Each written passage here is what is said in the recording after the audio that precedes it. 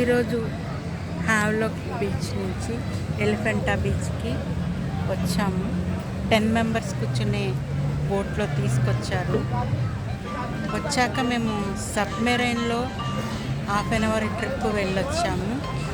15 నుంచి 20 metre 15 to 20 metres లోపలికి తీసుకెళ్తారు వాళ్ళు. అక్కడ కోరల్స్, ఫిషెస్ అన్నీ మనకు బాగా కనిపిస్తాయి.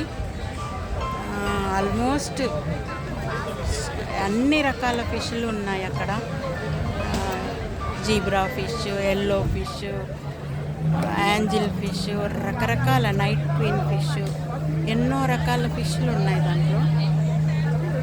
అది హాఫ్ అన్ అవర్ నుంచి 45 మినిట్స్ ట్రిప్. చాలా బాగుంది. Life time memorable.